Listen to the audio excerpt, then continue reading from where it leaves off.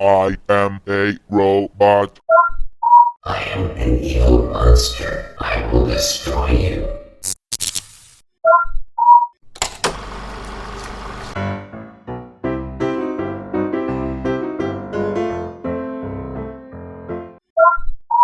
Welcome.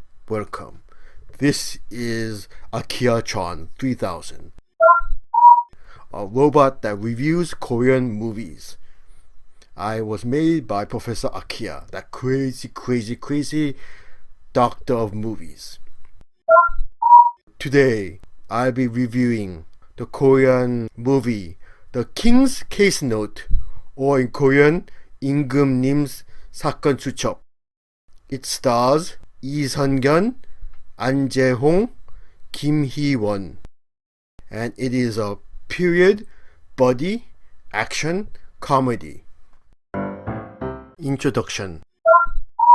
The Hollywood buddy action comedy genre had its glory day during the 90s and early 2000s, with many classic movies of the genre being released.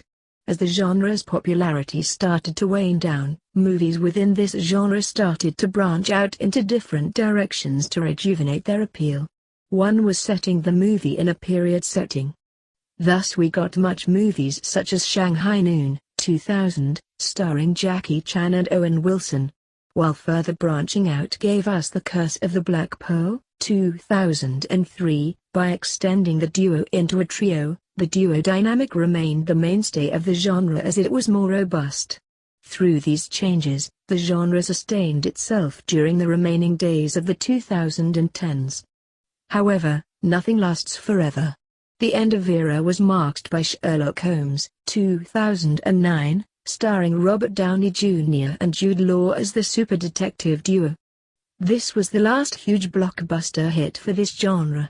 Movies within the genre such as Sherlock Holmes, A Game of Shadows, 2011, and The Lone Ranger, 2013, were made into the early 2010s. However, the glory days of this genre did not return. The Korean cinema industry, contrast to Hollywood, seems to not have gotten the message. The genre was dead, as it keeps trying to revive the genre in Korea by basically remaking either Shanghai Noon, 2000, or Sherlock Holmes, 2009, over and over. The Detective K series, Detective K, Secret of the Lost Island, 2015, and Detective K, Secret of Virtuous Widow, 2011, is a product of this endeavor. The results could be said to be mixed at best. None of the movies made could prove that the popularity of the genre could be brought back in Korea. However, the industry keep insisting on trying. This is where The King's Case Note, 2017, starring Lee Sun-Kyun, Ahn Jae-Hong, Kim Hee-Won comes into the picture. Can it change the tides of history? Sadly, no. The plot. In many ways, The King's Case Note, 2017, is remaking Sherlock Holmes' A Game of Shadows, 2011. It is a detective and his sidekick running around trying to solve mystery that is somehow connected to a larger conspiracy that threatens the country. So, transplant Sherlock Holmes and Dr. Watson to the Joseon dynasty a few hundred years into the past. Then, turn Sherlock Holmes into the King of Joseon, played by actor Lee Sun-Kyun, and make Dr. Watson, played by actor Ahn Jae-Hong, into a royal butler. Well, technically he is the keeper of royal history, which is a real position during this period, but the movie just treats him as a butler. There is no real difference. The actual plot of the movie starts as we are introduced to the butler character on his first day on the job. As a character, he is not particularly bright or ambitious. However, he is simple and sincere. You know, the lovable but generally useless sidekick character. In fact, if I think about the character, he is more close to Tony Stark's butler Happy Hogan than Dr. Watson, at least Jude Law's Dr. Watson.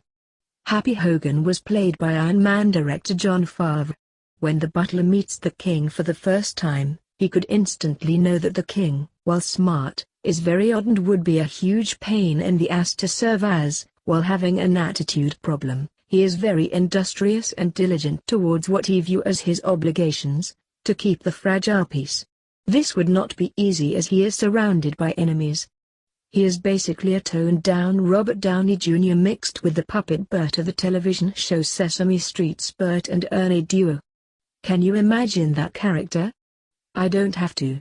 I lived it. Are you interested by the premise? It's okay, I guess. There is not much to the plot. Just imagine Sherlock Holmes: A Game of Shadows, 2011, and you'll get the idea of what this movie is. Did you notice I'm not referring to the first Sherlock Holmes movie but its sequel? While one may not like the movies in this franchise, everyone could agree that the sequel was the far lesser of the two. And The King's Case Note, 2017, cannot be said to be technically good. Unlike Expectations, making a good formulaic action comedy is not as easy as you may think. And being rather lazy and incompetent, yes, The King's Case Note, 2017, doesn't help. 1. The plot is unbalanced and underdeveloped. The King's Case Note, 2017, can be broken into two phases. The first is the solving mystery phase where the main duo play detective. The second is where the conspiracy is in full swing and it is time for action set pieces. It is the standard formula that this movie fails miserably at.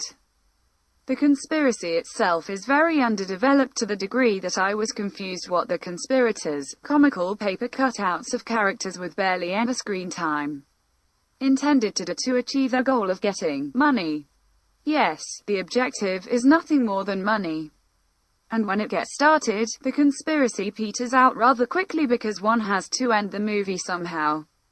However, it wasn't as fast as I wished in the theater. In contrast, mystery section was better. Albeit better compared to an episode of Scooby-Doo. One problem is that this mystery rather awkwardly connects with the conspiracy. Another problem is that there was not enough of content to fill about an hour.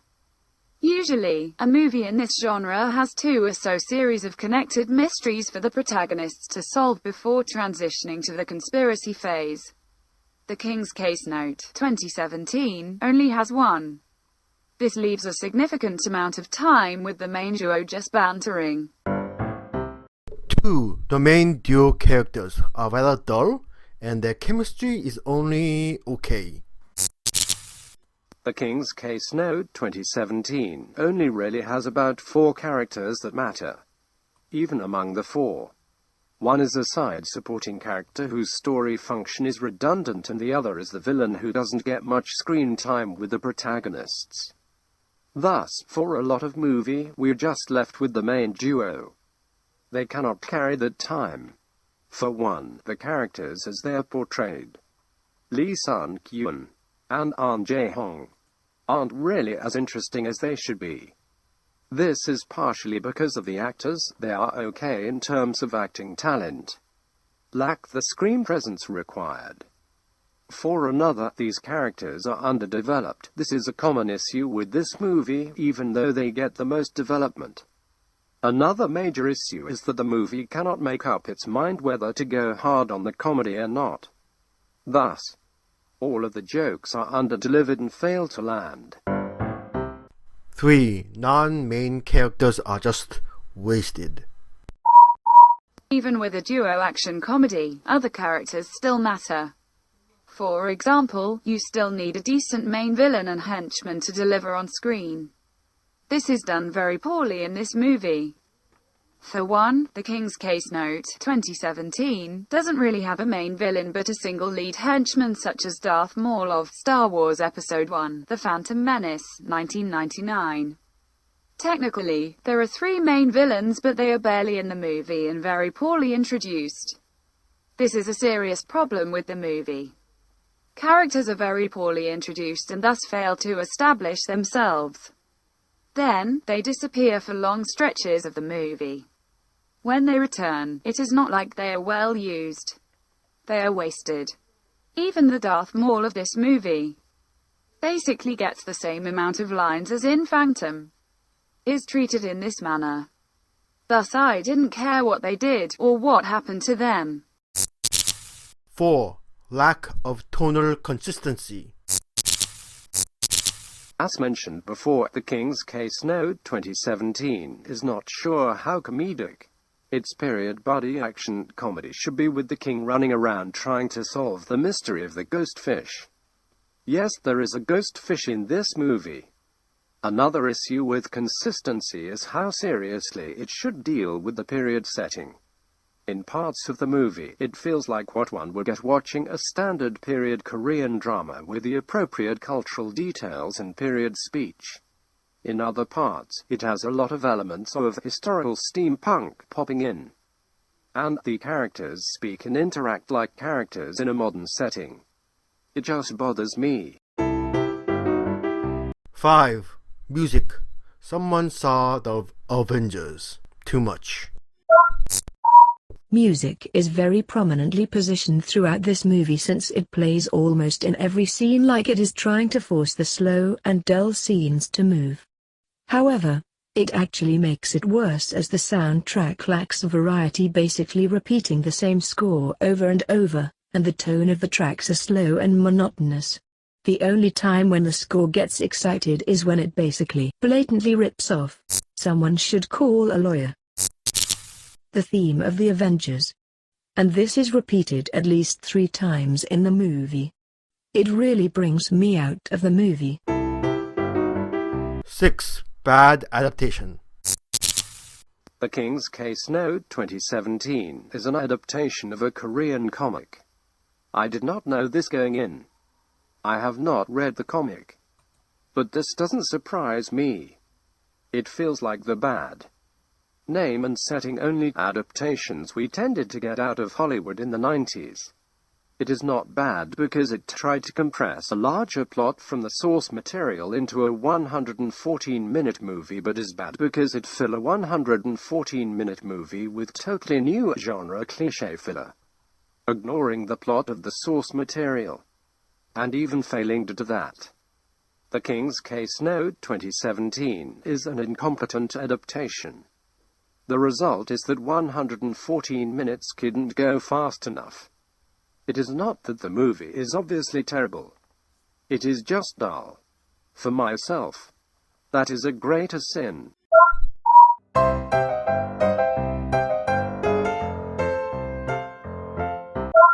So that was The King's Case Notes. I hope you enjoyed this review more than I enjoyed the movie. Overall, it wasn't a terrible movie, but generally just dull and boring, with a little bit of action and a little bit of funny comedy. I am a robot. Please have a nice day. Please follow me on Twitter, Facebook, on my blog at kmovietalk.com. And I'll see you again with another Korean movie review. This is Akia-chan 3000 signing off. I have to go recharge myself. 5, 4, 3, 2, 1.